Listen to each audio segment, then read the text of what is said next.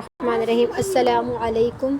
غسل کے فرائض۔ غسل میں 3 فرض ہے۔ نمبر 1 ایک مرتبہ منہ بھر کے کلی کرنا۔ نمبر 2 ایک مرتبہ ناک کی نرم ہڈی میں پانی پہنچانا۔ نمبر 3 ایک مرتبہ پورے بدن پر اس طرح پانی بہانا کہ ایک بال برابر بھی کوئی جگہ سوکھی نہ رہے، ہے نا۔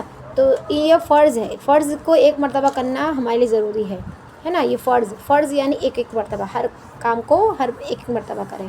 ہاں، اب سنت کا اہتمام۔ سنت کے بارے میں کیا فرمایا؟ غسل کا مسنون طریقہ: سب سے پہلے پاک ہونے کی نیت کرے، پھر دونوں ہاتھ گھٹوں تک دھوئے، پھر شرمگاہ کو دھوئے، پھر بدن پر کہیں ناپاکی وغیرہ لگی اس کو دھوئے، پھر مکمل وضو کرے، پھر سر پر پانی ڈالے، پھر دائیں کندھے پر پانی ڈالے، پھر بائیں کندھے پر پانی ڈالے، پھر باقی بدن پر پانی ڈالے۔ اسی طرح 3 مرتبہ پورے بدن پر پانی ڈالے، ساتھ ساتھ بدن کو ملے، صابن وغیرہ لگا لے۔ اس کا خاص خیال رکھے کہ اگر نہاتے وقت سطر کھلا ہوا ہو تو قبلے کی طرف نہ رخ کرے، نہ پیٹ کرے۔ اس کا ہم کو بہت دھیان رکھنا ہے۔ ہاں، قبلے کی طرف ہمارا نہ پیٹ ہونا چاہیے، نہ تھوک ہونا چاہیے، ہے نا۔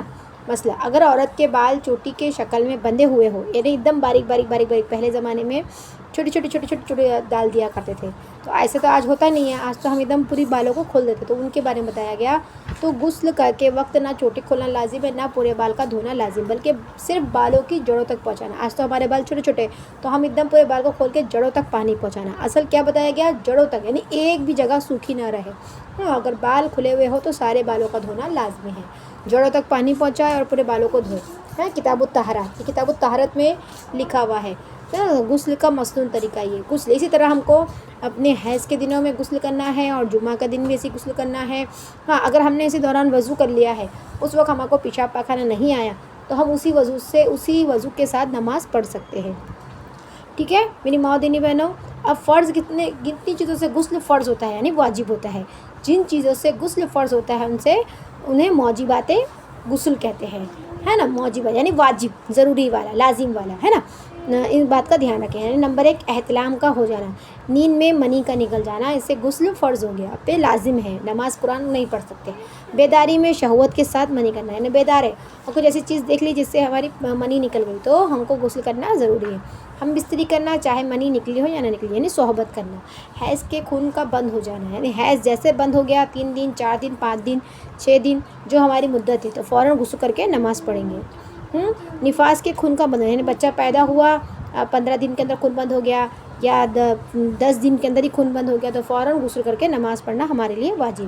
ہاں، پیشاب کے راستے سے پیشاب کے علاوہ 3 چیزیں اور منی اور وہ گاڑھا اور چکنا پانی جو ہم بستری یا شہوتی غلبے پر نکلتا ہے، اس کے نکلنے کے بعد شہوت اور جوش ختم ہو جاتا ہے، تو منی نکلنے سے غسل واجب ہوتا ہے۔ ہاں، منی نکل جاتی ہے تو غسل واجب ہو جاتا ہے۔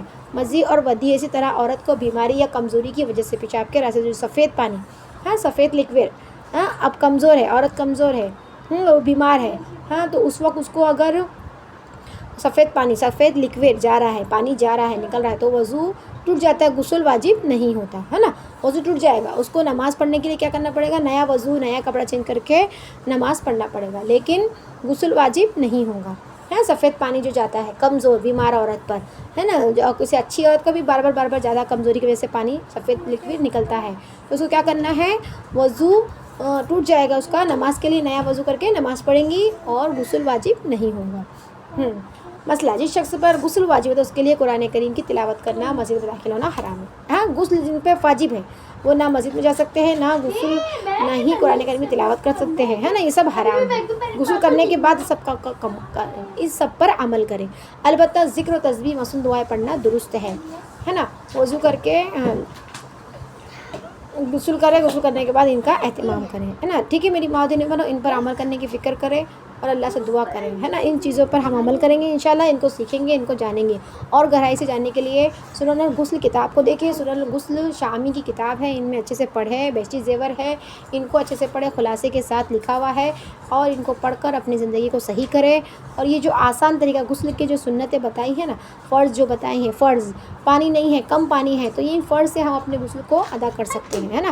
فرض، ہے نا، فرض کا اہتمام کرنے کی فکر کریں اور اللہ سے دعا کریں، ہے نا۔